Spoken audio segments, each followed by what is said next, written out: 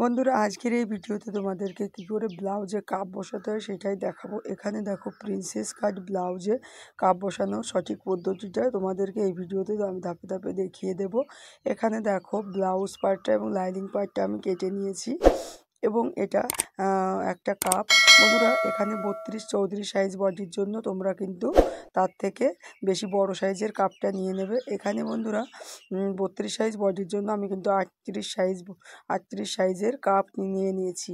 তোমরা যদি 32 সাইজ বডির জন্য 32 সাইজের কাপ নাও সেক্ষেত্রে কিন্তু কাপটা ছোট হয়ে যাবে, ব্লাউজের ফিটিংসটা একদম ভালো হবে না। এর জন্য তোমরা যখন 32 সাইজের বডির জন্য কাটিং করবে সেক্ষেত্রে 38 সাইজ নেবে এবং 34 সাইজ বডির জন্য 40 সাইজের কাপগুলো সবসময় এরকম বড় সাইজের কাপগুলো নিয়ে নেবে। এখানে দেখো লাইনিং পার্টটা আমি সাইড করে রেখে দিয়েছি। এবার প্রিন্সেস কাট ব্লাউজের এই পার্টগুলোকে প্রথমে আগে সেলাই করে নিতে হবে। দেখো মাঝের এই পার্টটার সাথে সাইডের এই প্রিন্সেস কাট ব্লাউজের এই পার্টটাকে প্রথমে টেনে একটুখানি উপরের পার্টটাকে হালকা হাতে টেনে টেনে এখানে সেলাই করে নেব।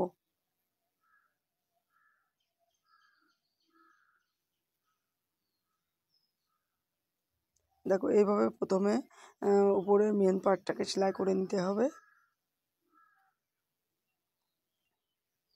বন্ধুরা এই প্রিন্সেস কাট ব্লাউজটা আমি কি করে কাটিং করেছি তোমরা যদি শিখতে চাও অবশ্যই কমেন্টে জানাবে। আমি তোমাদেরকে পরবর্তীতে এই ভিডিও নিয়ে চলে আসব প্রিন্সেস কাট ব্লাউজ কি করে সঠিক নিয়মে কাটিং করতে হয়।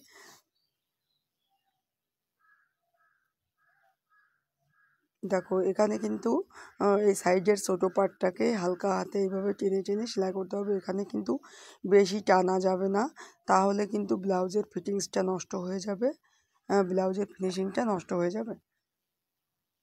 দেখো এখানে পুরোটা আমার সেলাই হয়ে গেছে। দেখো এখানে একটা খাপ কিন্তু তৈরি হয়ে গেছে। এবার বন্ধুরা লাইনিং পার্টটাকে এই একই নিয়মে তোমাদেরকে সেলাই করে দেখাবো। যখনই তোমরা কাপ ব্লাউজে কাপ বসাবে সেক্ষেত্রে কিন্তু এই লাইনিং পার্টটা এবং ব্লাউজের মেন পার্টটা কিন্তু আলাদা আলাদা করে সেলাই করে নেবে।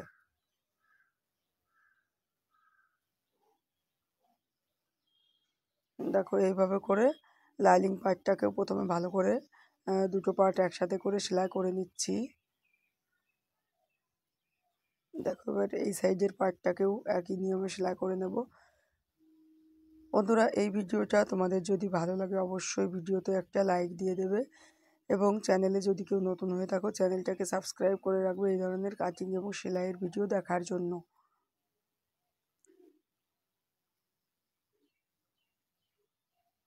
দেখো এখানে লাইনিং পার্ট দুটো পার্টই আমার সেলাই করা হয়ে গেছে। এবার বন্ধুরা এটাকে এভাবে করে প্রথমে সেন্টার বরাবর এভাবে করে ভাঁজ করে নিতে হবে। দুটো পার্ট সমান করে একসাথে করে এভাবে করে ভাঁজ করে নিতে হবে। তারপর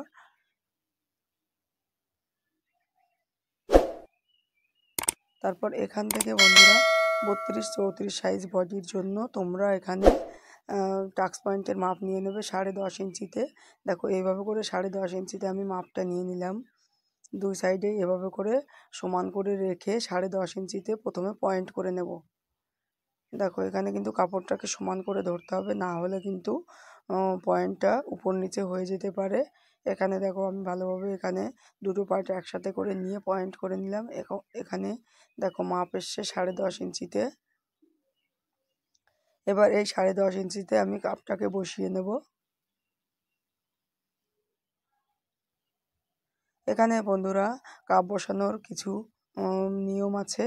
দেখো এখানে কিন্তু এই লাইনিং পার্টটাকে এখানে কিন্তু উল্টো পার্টের সাথে এখানে কাপটাকে এভাবে করে বসিয়ে প্রথমে মাপটা দেখতে হবে।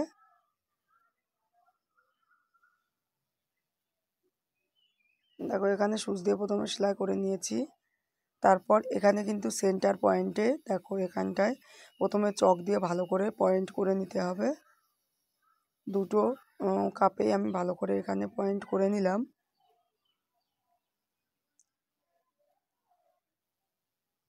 তারপর এটাকে বন্ধুরা দেখো উল্টো পাটে এটাকে কিন্তু এইভাবে করে সেলাই করে নিতে হবে, কেননা লাইনিং পার্টের এই উল্টো পাটটা কিন্তু ভেতর দিকে থাকবে এবং ব্লাউজের উল্টো দিকে থাকবে।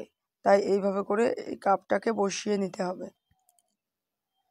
নতুনদের কিন্তু অনেক সময় এই সমস্যাটা হতে পারে, তোমরা এটা একটু মনোযোগ দিয়ে দেখে নাও।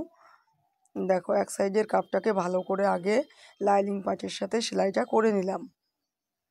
তারপরে বন্ধুরা এভাবে করে অপর সাইডেও এখানে যে পয়েন্ট করে রেখেছিলাম 10.5 ইঞ্চিতে, এই 10.5 ইঞ্চিতে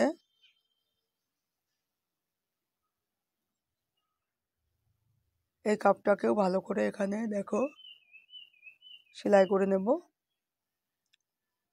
সেলাইটা কিন্তু ভালো করে একটু করে নিতে হবে, না হলে কিন্তু কাপটা যদি ভেতরে কোনো ক্রমে খুলে যায় তখন কিন্তু তুমি আলাদা করে সেট করতে পারবে না। এর জন্য এটাকে প্রথমে লাইনিং পার্টের সাথে ভালো করে সেলাইটা করে নিতে হবে।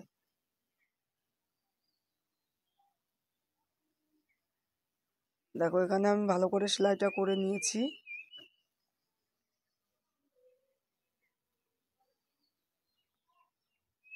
দেখো পুরো কাপটা দুটো পার্টে দুই সাইডেই ভালো করে সেলাইটা করা হয়ে গেছে। এবার বন্ধুরা তোমাদেরকে দেখাচ্ছি সেলাইয়ের পরে কিন্তু এরকম আসবে।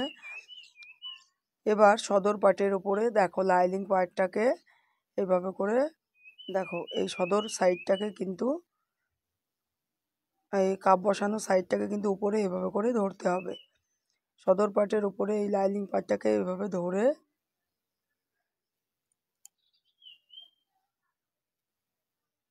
কিনারা দিয়ে ভালো করে লাইনিং পার্টটার সাথে মেন ব্লাউজ পার্টটাকে সেলাই করে নিতে হবে।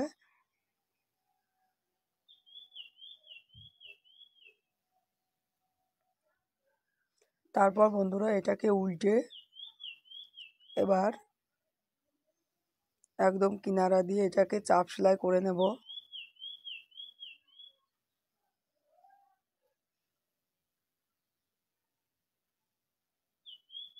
দেখো চাপ সেলাইটা করে নিলাম। এবার বন্ধুরা লাইনিং পার্টের সাথে মেন ব্লাউজটাকে ভালো করে সমান করে ধরে এবার প্রথমে কিনারাটাকে চারি সাইডটাই সেলাই করে নিতে হবে।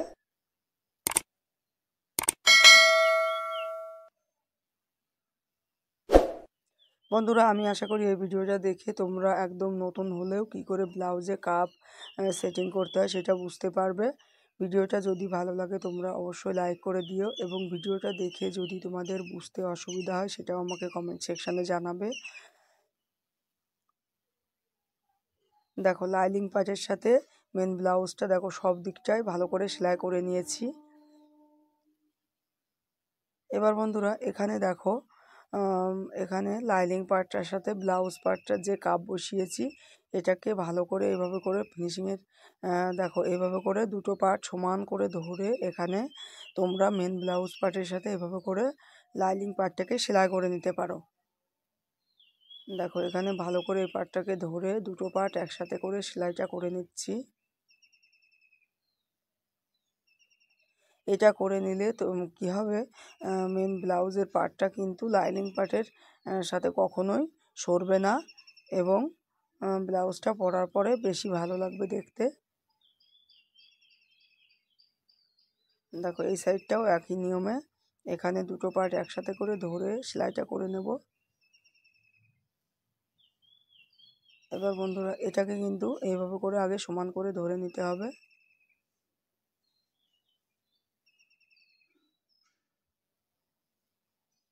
এবার সমান করে ধরে এই সেন্টার পয়েন্টে এখানটায় আমি সেলাইটা করে নেব। তাহলেই কিন্তু ব্লাউজের কাপ বসানোটা পুরোটা কমপ্লিট হবে। বন্ধুরা তোমরা যদি বোটনেক প্রিন্সেস কাট ব্লাউজ কাটিং করা শিখতে চাও অবশ্যই আমাকে কমেন্টে জানাবে, তাহলে আমি তোমাদেরকে পরবর্তীতে এই ব্লাউজটা কী করে কাটিং করেছি সেটা নেক্সট ভিডিওতে তোমাদেরকে দেখিয়ে দেব। এবং এই ভিডিওটা প্রথম থেকে শেষ পর্যন্ত দেখার জন্য তোমাদেরকে অসংখ্য ধন্যবাদ। আবার দেখা হবে নেক্সট ভিডিওতে। ততক্ষণ সবাই ভালো থেকো, সুস্থ থেকো। দেখো ব্লাউজটা পুরোটা আমার কমপ্লিট হয়ে গেছে।